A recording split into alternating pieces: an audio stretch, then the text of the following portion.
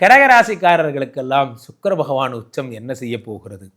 4-11 கூடியவன் உச்சம் பெறுகிறான். 4ஆம் வீடு என்பது வீடு, மாடு, மனை, உயர்கல்வி, உயர் பதவி, உயர் கௌரவம், மரியாதை, மதிப்பு அத்தனை இந்த 4ஆம் இடம்.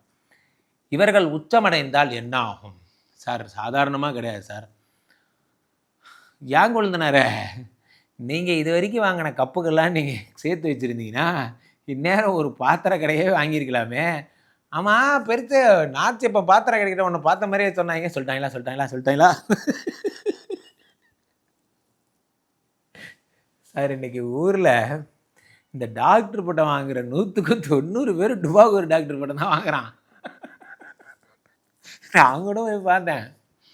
பன்னாட்டு America, USA, united nations of America of the ஐநா சபையோட சபா ஒன்றிணைந்து டாக்டர் பட்டம் தராங்களாம். ஆமாம், இவர் டாக்டரு, இவர் மனித குல மாண்புக்கு போலியோ நோய் கண்டுபிடிச்சிருக்கிறாரு, இவருக்கு பட்டம் தராங்க. டேய் 50,000 ரூபா தானே கொடுத்த.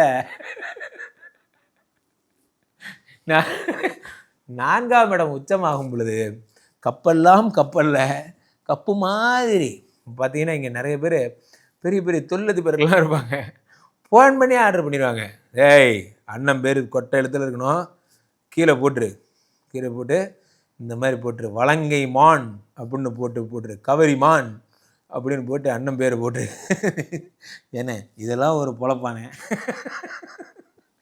என்ன பண்ணுறது, இப்போல்லாம் பண்ணால் தான் ஊருக்குள்ளே மதிக்கிறான். இந்த லூஸ் பை மக்களும் அதை நம்பி 4 பேர் கை தட்டுறான். நமது வலங்கை மாணவர்கள் யார் இவன்? வலங்கை மானா இவன் பெகர் பாய்ங்க. கொஞ்சம் யோசிச்சு பாருங்க. இங்கே வலங்கைமான் பட்டம் வாங்கின எல்லாரும் வலங்கைமானாக இருக்கான்? அதெல்லாம் கிடையாது.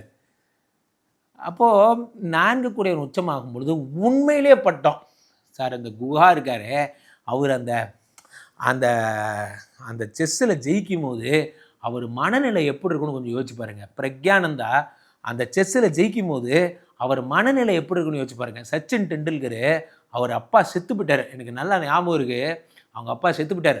யார்? சச்சின் டெண்டுல்கரோட அப்பா.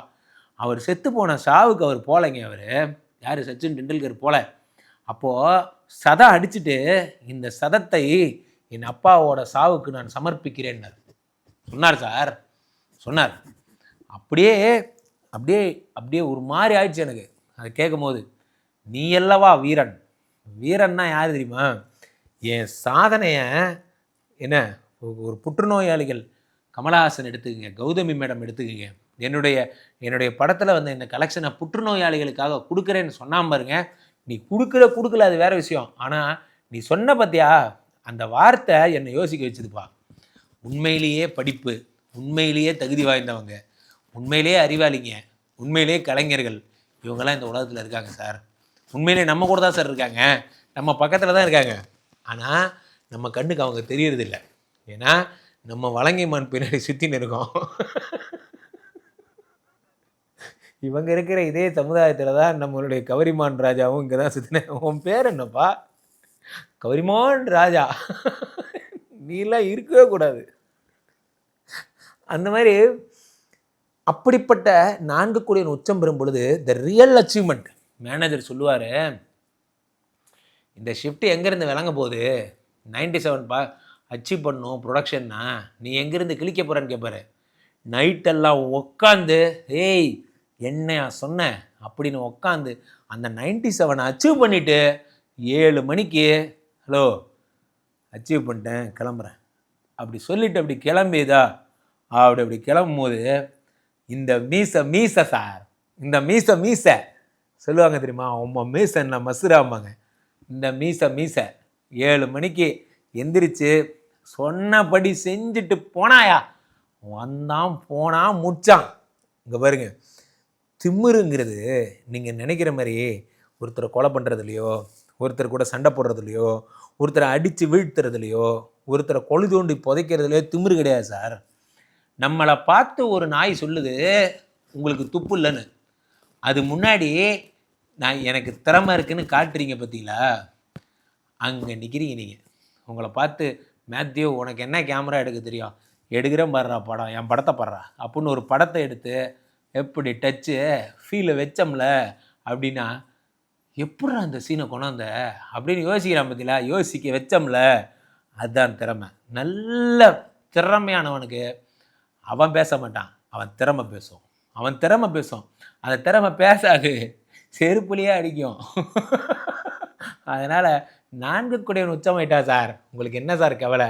இது வரைக்கும் எனக்கு இங்கே வேறு இது வரைக்கும் எனக்கு பழக்கம் இல்லை, பண்ணக்கூடாதுன்னு ஒதுங்கி இருந்தேன், என்னை இழுத்து விட்ட, இப்போ பண்ண ஆரம்பிச்சிட்டேன் பாடுறா அப்படின்ட்டு நீங்கள் பண்ணி காட்டுறீங்க பார்த்தீங்களா, ஜெயிச்சிட்டிங்க.